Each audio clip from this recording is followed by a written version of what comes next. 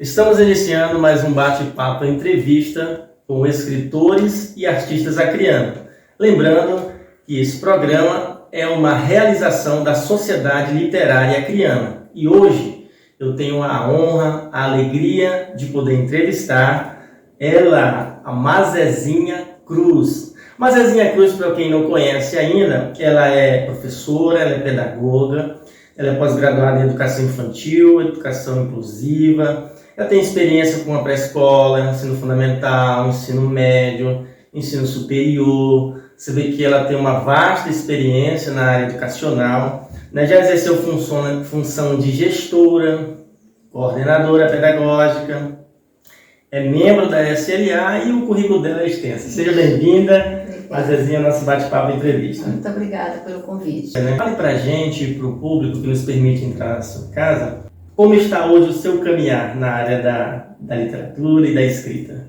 Então, se eu te disser que de início, assim, quando criança, eu não lia. Eu só fazia as atividades da escola, lições, e minha mãe tinha um costume de... A gente fazia atividade na escola, chegava em casa, passava limpo, era um caderno de passar limpo. Aí a gente revivia tudo aquilo que tinha visto na escola. Escrevia de novo tudo e ficava um caderno em casa, com a matéria limpa e o de levar para a escola. Aí eu fui crescendo sem o mundo da leitura mesmo, porque até porque eu não tinha nem condições e a gente não tinha livros. Eu fui começar a ler mesmo depois assim, dos 15 anos, quando eu via já as pessoas lendo, e aí eu tinha vontade de ler aqueles livrinhos, acho que Bianca, Sabrina, umas revistinhas. E lia também uns capricho que eram umas histórias em quadrinhos feitos com romance, tipo novela. Eu comecei a ler pelos 14, 15 anos. E daí, quando eu comecei a ler bastante mesmo, foi quando minha filha nasceu, que aí eu sentia necessidade, já era professora, e eu sentia a necessidade da leitura, eu acho a leitura importante, eu comecei a ler para minha filha, desde bebezinha, assim.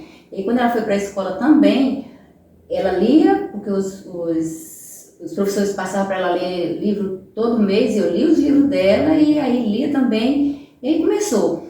No magistério, por exemplo, eu li mais por causa que tinha a questão dos livros, né, de literatura indicado. E escrever em si, eu comecei a escrever só agora na pandemia, porque eu senti necessidade, assim, eu só lia. Aí a leitura é tão importante que leva você a escrever também. Eu quis colocar no papel os meus pensamentos, as minhas angústias, as minhas emoções. Eu comecei a escrever agora, esse ano da pandemia. Olha que bacana, de uma forma até terapêutica, né? Foi, verdade. Aí foi nesse momento aí que eu estou começando a escrever ainda. Você foi criada na cidade, na capital, ou você veio do interior, da zona rural, professora?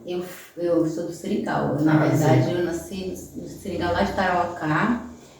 E aí eu vim para Tarauacá com uns 3 anos. Aí Tarauacá para cá, para Rio Branco, eu vim com 6 anos. Ah, entendi. Sabe? Professora, outra coisa interessante, você gosta de escrever contos e crônicas. Uhum. Como isso começou? Por que contos e crônicas? Então, o conto, quando eu escrevi, eu escrevo pouco ainda, né? Que a minha escrita ainda está muito tímida. O conto foi numa situação de que o conto você faz uma história, umas reflexões, né, no conto. E a crônica, porque eu acho mais interessante, assim, é mais rápido e mais, eu chamo assim, mais engraçado, né, mais real. Entendi. É por isso que eu vou mais para esses 2 lados. Entendi. Você também participou já de antologias, né? E você tem em mente, professora, um projeto solo, assim, de lançar um livro? Como é que tá isso na cabecinha? Então, como eu estou começando, né, eu escrevo e normalmente eu deixo no caderno, nem passar para o computador eu faço. Só que eu tenho uma amiga, que é a Marzel Oliva, que é da nossa sociedade também, e ela lê. Eu faço, mando para ela, às vezes no computador, às vezes no caderno mesmo, ela lê, ela diz assim, mas dá para tu lançar um livro, junta tudo e lança um livro. Mas como são coisas assim, não de sequência, esporádica, aí eu não pensei ainda. Só que eu fiz um poema e ela gostou do poema, inclusive foi publicado, né, no nosso site. E ela gostou, ela disse assim, daqui dá para sair uma história. Aí eu fiz essa história, mandei para ela e agora a gente está trabalhando na revisão. É uma história para criança, de 7 a 9 anos. A gente está trabalhando vai ser o primeiro livro, vai ser uma historinha infantil. Olha que bacana! Essa historinha já está escrita, agora a gente está na revisão, vai dar certo. Ótimo, parabéns, a gente estamos aguardando então aí, né, esse trabalho. Mas aí, enquanto professora, como você vê a importância da leitura e da escrita na formação do cidadão? Gente, eu acho assim, indispensável. Eu tiro por mim, né? A minha história foi devagar porque também não tinha acesso. E eu acho a questão da leitura super importante na formação, porque já está provado de que a leitura, ela ajuda na concentração, né? Ela aumenta o vocabulário das pessoas que leem, né? E sem contar que também que ela abre um leque de informações. Você que lê, você tem informação até para não ser, como é que eu digo assim, ludibriado, né? Porque você tem como se defender das coisas do mundo, assim. A leitura eu acho assim essencial, porque ela traz muita informação para a sua formação também. Entendi. E outro assunto interessante, professor, você falar sobre isso, sobre a importância da leitura, né? Que nos ajuda na concentração, parte cognitiva e tudo mais, porque eu sempre tive dificuldade de lidar com as letras na escola. E, inclusive, quando estava na primeira série, antiga primeira série, né? Naquela época, a criança só podia avançar para o próximo ano se ela soubesse ler, né? Eu lembro que se você estivesse fazendo uma leitura que era no final do ano, a prova final de leitura, e você pelo menos ficasse silabando, o professor já não considerava aquilo leitura, né? Você tem que estudar mais. Então, por conta disso, eu fiquei retido 3 anos, só no primeiro ano. E para mim era muito difícil, porque eu não entendia muito bem o que o professor falava, né? A questão das letras, às vezes tinha muita dificuldade de concentração e de compreensão. Só na vida adulta que veio o diagnóstico de TDAH, dislexia e posteriormente, na dúvida da dislexia, veio o diagnóstico de síndrome de Irving. Então a pergunta é, enquanto professora, gestora e coordenadora já há vários anos na educação, você acha que hoje os professores, a escola, está preparada para lidar com essas crianças, com esses estudantes que apresentam distúrbios de aprendizagem? Como você vê isso? Na sua percepção, como nós estamos hoje? Olha, eu vou te falar que já avançou bastante, né? Hoje em dia já tem as faculdades de formação de inclusão, já tem as pós, que trabalha isso também, a formação de inclusão. E os professores também já têm mais informações a respeito disso. E também tem profissionais na escola que dão ajuda, né, que é a questão dos mediadores. Mas na minha concepção, assim, do que eu compreendo de inclusão, ainda não está, assim, 100% como o ideal, né? E aí eu tiro o seguinte, quando o educando não avança em seu desenvolvimento, eu, Maria José, acredito que diz muito mais a nossa dificuldade enquanto sistema de organizar um espaço do que do aluno, né?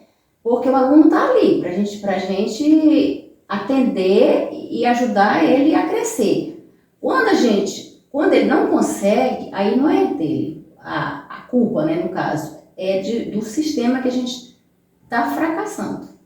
E acho que hoje ainda, nós, enquanto sociedade, enquanto sistema, enquanto educadores, ainda fracassamos nesse aspecto. Apesar de muitos avanços, mas eu acho que nós ainda estamos mais deficientes do que o que dizem que o aluno não é, né? Entendi. Eu penso assim. É interessante, professor, você colocar isso, porque a impressão que que eu tive na época, e olhando para trás também, é que o sistema ele responsabilizava o próprio estudante pelo seu não aprendizado. E com esses avanços que você já mencionou, você acha que os sistemas, ou pelo menos boa parte dos nossos professores e gestores, né, desde a cúpula, né, eles estão tendo essa consciência de que não se deve responsabilizar o estudante, mas que o próprio sistema, nós enquanto professores, educadores, é que devemos nos qualificar para atender esse tipo de demanda, esse público? Eu acho que nós já estamos nessa consciência. Eu acredito que nós, com o estudo, com as reflexões, com as discussões, nós já chegamos nesse patamar de consciência.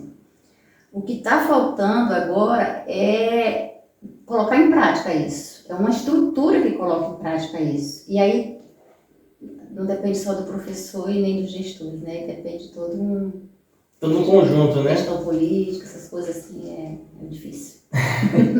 É difícil. Mas eu acho que os professores já têm essa consciência. Ótimo. Isso é importante você falar isso, colocar que os professores, porque na verdade, apesar de dependermos de uma estrutura maior, né? Mas quem coloca a mão na massa é o professor. Quem faz acontecer é o professor, né? E ele precisa desse suporte, né? Como você bem mencionou. Exato. Professora, sobre os primeiros passos na aquisição da leitura, indo para a apropriação, até chegar a um leitor, né? E escritor, o que você considera ser indispensável nessa fase? Eu defendo as oportunidades. Oportunidade. A pessoa tem que ter a oportunidade de ler, ela tem que ter livros à sua disposição, ela tem que ter alguém lendo para ela tem que sentir que a leitura é uma necessidade para ela se desenvolver, para ela ser uma pessoa melhor, para ela ser uma pessoa, um cidadão mais amplo, menos, eu não sei como falar, mas acho bitolado, assim, uma pessoa assim, para abrir realmente seus horizontes. Eu acho que tem que ter oportunidade de leitura, né?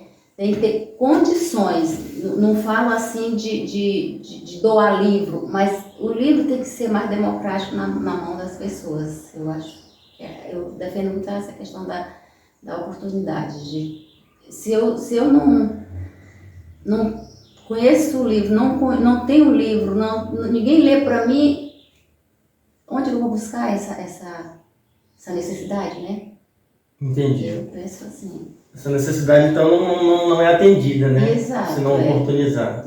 Você nem sente que tem necessidade se você não vê ali o mundo da leitura ali ao redor de você. Entendi.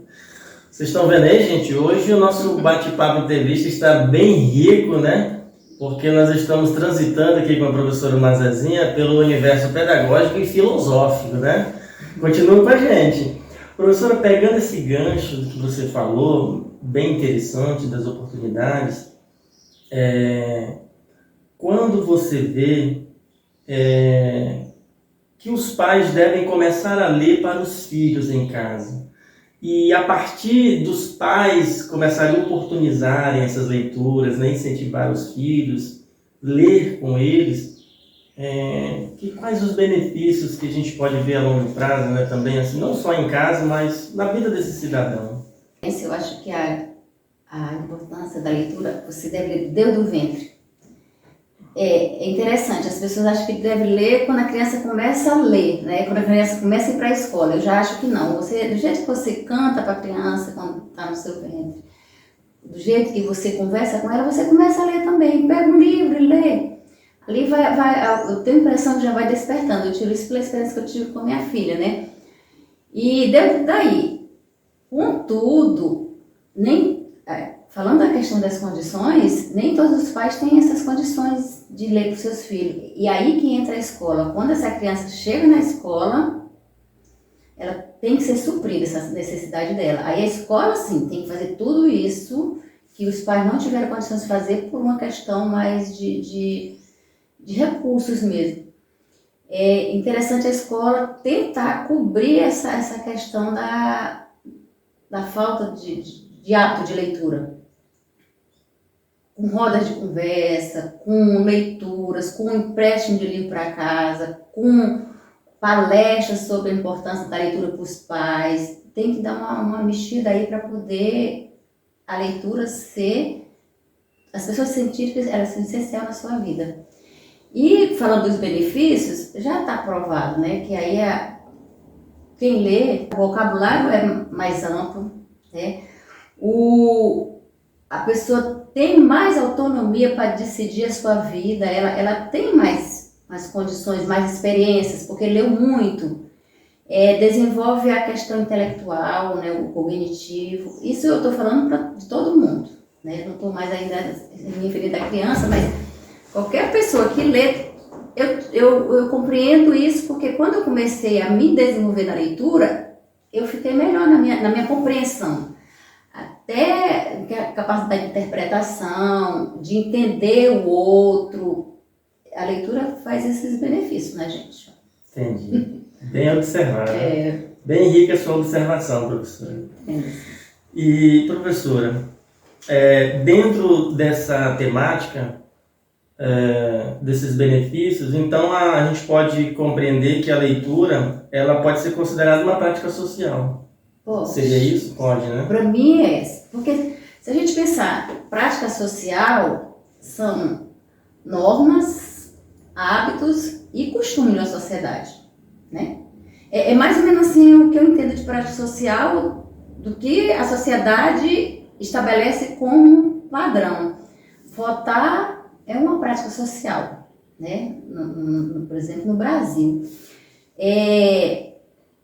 Educação é uma prática social. Ela é necessária e todo cidadão precisa passar pela educação escolar, né? Pelo menos no Brasil.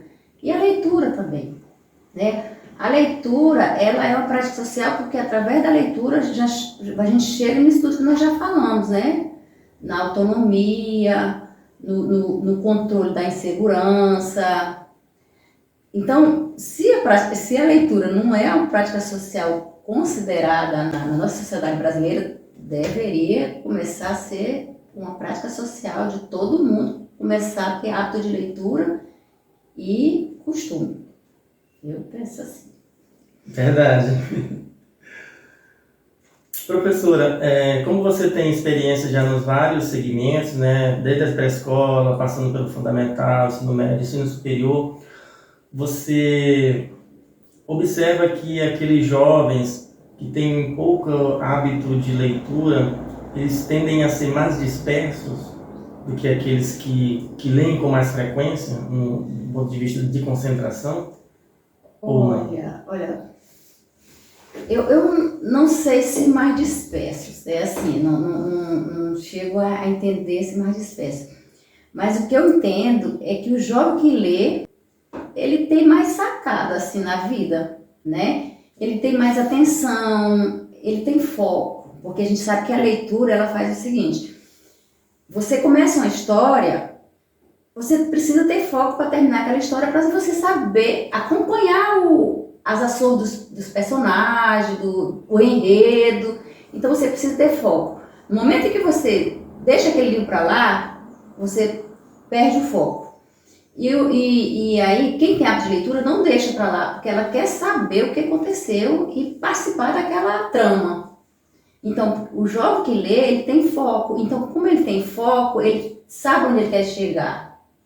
Ele tem um foco de que, até mesmo na vida acadêmica, se ele quer ser um professor, que ele quer ser um doutor, que ele vai para ler, porque ele já aprendeu isso com a leitura, de que ele precisa ter foco, precisa ter atenção, essa questão da insegurança, né, que a pessoa, quem lê, desenvolve esse controle, esse medo, né, porque, por exemplo, quando eu comecei a ler, não porque eu sempre gostei, mas quando eu comecei a escrever, eu acho que até eu conversei um pouco contigo, quando eu publiquei aquele primeiro poema na SLA, que eu disse assim, me deu os parabéns, eu disse assim, aí eu fiquei com muito medo de não agradar. Aí, não, professora, leitura, minha escrita não tem erros, nem certo nem errado.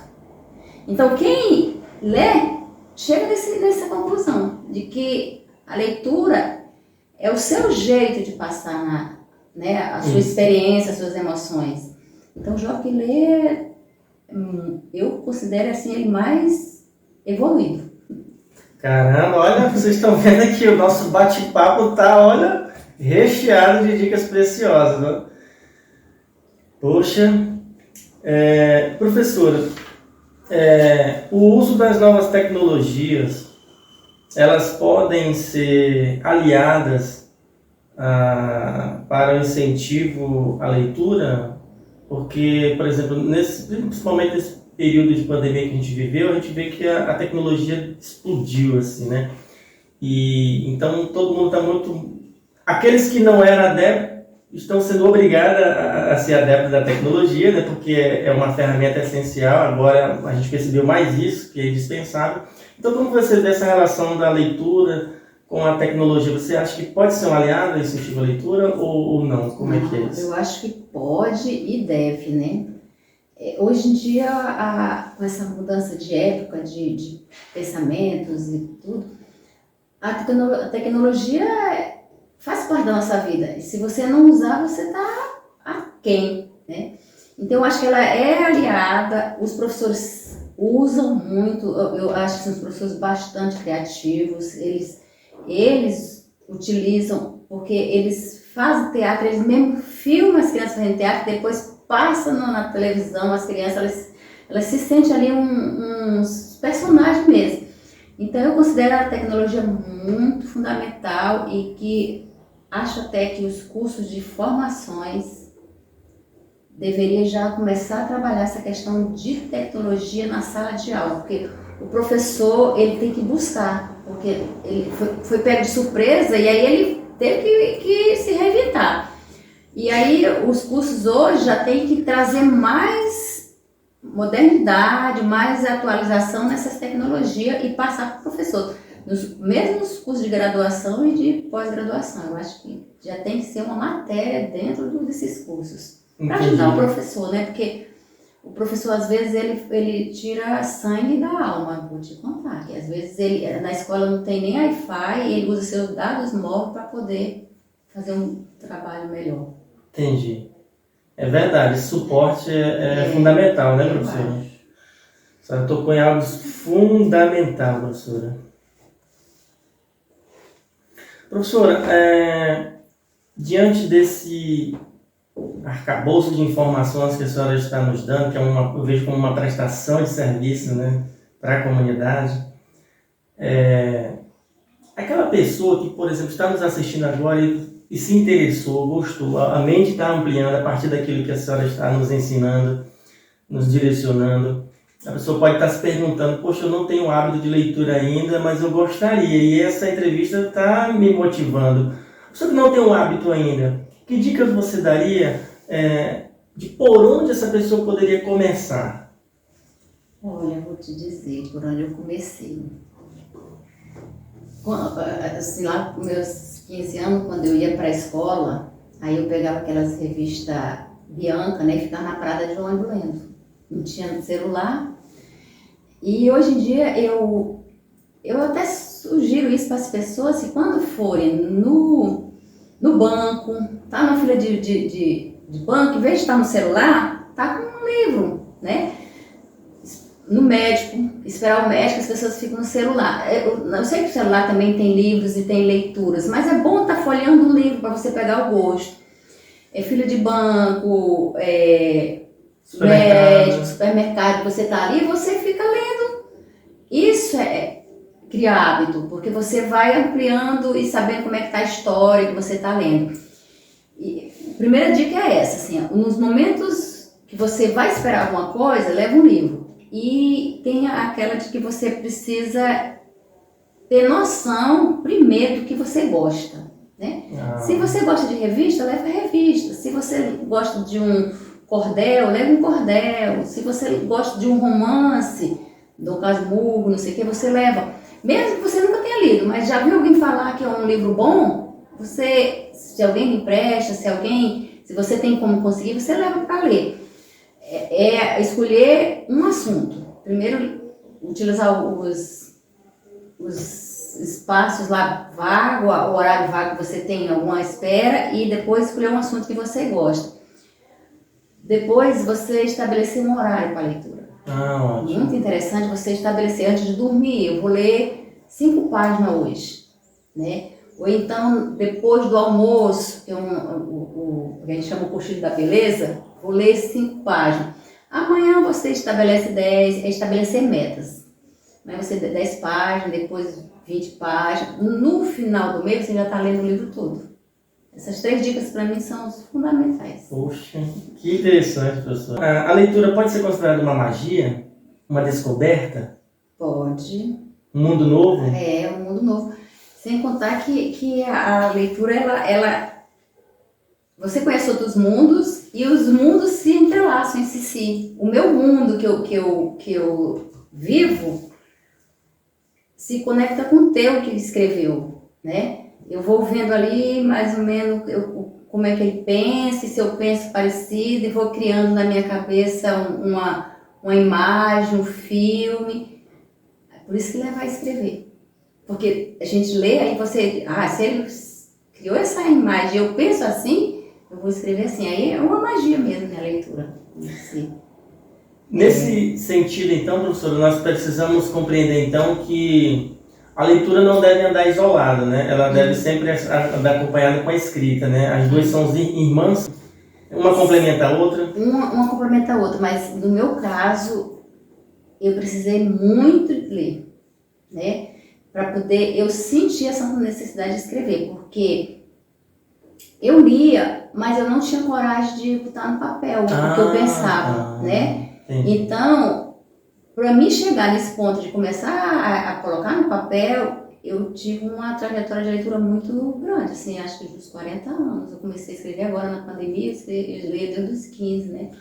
Mas como você se considera tímida? Você é não... tímida ou você achava que talvez as pessoas não iam apreciar a sua escrita? Como é que é? Só pra gente saber. Deixa eu desmistificar isso aqui, que eu preciso desmistificar. Eu achava que quem escrevia nascia com um dom. Por isso que eu tento colocar isso agora para as pessoas de que não é um dom. Verdade. É também, né? Você também nasce com aquele dom, mas você desenvolve essa habilidade. Aí eu achava que eu não tinha capacidade de escrever porque eu não tinha nascido com aquele dom. Depois que eu entrei na CLA, que eu vi todo mundo publicando livro, naquelas rodas de leituras, né, contação de poemas e tudo, aí eu digo, gente, eu tenho coisa na minha cabeça que eu posso colocar no papel e ter minhas emoções e ter meus problemas. E a escrita é isso, é você botar no papel o que está no seu pensamento, né? E aí, quando a pessoa percebe de início, de nova, de que isso é os dois juntos, é maravilhoso, né? Para não levar 40 anos que nem eu, para perceber que as duas são irmãs ali. Diferentes, mas essenciais na vida do cidadão. Entendi. Mas você escreve super bem, professora. De verdade. Assim, eu admiro seus textos, sabe? Eles são concisos, são coerentes, né? Mas eu acho que é isso mesmo que você falou, você não tinha se percebido ainda, né? Professora, aproveitando esse gancho, então, assim, que dica você daria para aquelas pessoas que estão nos assistindo e que, de repente, eles têm vontade de publicar um trabalho, publicar um artigozinho, uma crônica, um conto, uma poesia, mas ainda está muito tímida e acha que ninguém vai gostar, enfim, está pensando um monte de coisa negativa. Que dica você daria para essa pessoa? Como ela poderia começar a escrever, né? Qual caminho ela poderia, por exemplo, ela poderia se reunir com pessoas que escrevem? Isso seria um caminho? Eu acho que teria que conviver com pessoas que escrevem, que leem, para ela saber que ela não é diferente, assim, no sentido de menor, né? Não, se eu escrevo, eu preciso avançar nisso e colocar mais em prática e colocar para publicar. Eu, por exemplo, vou publicar agora, mas eu já escrevi, assim, algumas coisas no caderno muito mesmo, sabe? E pode ser que essa pessoa esteja igual a mim, sabe? E eu só vou conseguir fazer isso, publicar agora, um livro, os contos já tem algumas publicações nas antologias. Mas um livro propriamente meu por causa da ajuda da SLA e da minha amiga Mazel. Mas olha, um abraço, beijo pra você. Então é isso, é estar junto com as pessoas que fazem as mesmas coisas, assim, mais ou menos, sabe? Entendi. Professora, como você tocou no assunto da SLA, eu queria fazer uma pergunta para você. Qual a importância, na sua percepção, que a SLA tem para o nosso estado, ou especificamente para o nosso público acriano? Gente, eu sempre falo, conversando com a Maria José, eu digo assim que é muito importante, porque é uma associação diferenciada. Ela está voltada para quem está começando, né? Não já é o escritor consagrado. Ela abre as portas para quem quer lançar seu primeiro livro, para quem quer participar de roda de leitura, para quem quer compreender esse mundo da leitura. Então, para nós acrianos, quem conhecer a SLA vai se apaixonar, porque vai querer também colaborar com essa associação que ajuda as pessoas a lançar seu primeiro livro, a viver esse mundo mesmo de leitura. Eu não era da SLA, fui por causa da Maria José, que ela me chamou uma vez para uma roda de leitura, aí depois eu gostei, eu disse, menina, eu quero ajudar. Legal. Então a SLA, para você, traduzindo em outras palavras, seria como uma mãe ou uma professora que está alfabetizando a criança, dar os primeiros passos. Isso, ali, né? Que está ajudando. Colaborando, né? Ajudando, Que bacana. Ajudando do escritor, né? Professora, assim, você vê que hoje as mulheres estão ocupando mais esse espaço da literatura, assim, você acha isso, em especial as mulheres acrianas? Como você vê isso? Elas estão se empoderando mais, se apropriando mais de um direito que talvez, por conta de uma história machista, patriarcal, né, que já vem aí, tenha consagrado esse tipo de forma de pensar, mas hoje parece que estamos vivendo uma redescoberta da mulher. Ela parece que está se redescobrindo cada vez mais e percebendo o seu valor, a sua força, o seu poder. E a impressão que nos dá é que a literatura está ganhando esse presente de um público maior feminino. Como você vê isso também? Como você vê? Não, eu vejo que a mulher, em todos os campos, ela está se sobressaindo, né? Porque ela foi reprimida, todo mundo sabe. E na literatura, eu acho que a mulher tem muito a contribuir, porque a gente sabe que a mulher é mais sensível, né? No sentido de pensamento, de emoções. Então, nessa parte de sentimentos e emoções, a mulher viaja melhor, né? Então, eu acho que a literatura está ganhando muito com essa inserção das mulheres começarem a escrever, porque vai ser um campo mais sensível mesmo, mais tranquilo, tranquilo, não digo assim, uma história que a mulher conta de forma mais emocionante, né? As histórias da mulher são mais assim, mais de sentimento mesmo, eu penso. Entendi. E a literatura ganha muito com isso. E realmente, agora a mulher está sabendo, eu posso tudo, né? Pelo menos a gente tem que começar a pensar isso, não existe diferenças assim. A única diferença maior entre homem e mulher é a questão da força, né? Que o homem tem mais força, mas em matéria intelectual é igual. Entendi. Professor, nós estamos encerrando nosso bate-papo entrevista, mas quero dizer que, olha, está sendo uma delícia ter esse bate-papo com você, né? Um bate-papo inteligente, bem produtivo, pensamento crítico aguçado que você tem, né? Um olhar bem, uma percepção bem apropriada da realidade. Mas antes disso, eu queria que você deixasse para os nossos fãs, admiradores, aqueles que colaboram conosco, que nos assistem, nos permite adentrar no seu lar através desse programa, umas considerações finais e o seu contato para quem quiser lhe conhecer, quem quiser uma consultoria, uma orientação, ou ter um diálogo com você, lhe conhecer um pouco mais. Se tiver redes sociais também quiser partilhar, fique à vontade. Muito bem. Antes de terminar, eu queria dar uma uma espécie de ideia que não é minha, né? Mas que eu vi uma vez acho que no Instagram, aquela de deixar livros em locais públicos para as pessoas terem acesso, porque eu defendo muito essa questão do acesso, né? E aí eu tenho uma prática que eu peguei dela de deixar livros nas paradas de ônibus. Aí eu saio para caminhar de manhã e levo assim 5 livros, que os livros para mim eles são rotativos, eu não guardo livros em si, né? Eu tenho uns 3, 4 autores que eu tenho todos os livros deles como coleção, mas os outros eu faço eles circular. Aí eu faço assim, é só uma dica, assim, quem quer democratizar também a leitura, eu ponho um bilhetezinho assim, eu já li, agora você lê, é seu de presente e passe à frente. Aí eu levo 5 livros para caminhar, aí eu vou deixando nas paradas, quando eu volto, não tem um livro. Olha que legal. Eu acho isso interessante. Não sei se quem gosta de ter livros guardados é errado, porque para mim eu acho melhor passar para quem não tem condições se eu já li. Aí isso é uma dica assim, para quem quer democratizar a leitura. E rede social só tem o Instagram mesmo e o Zap mesmo, sabe?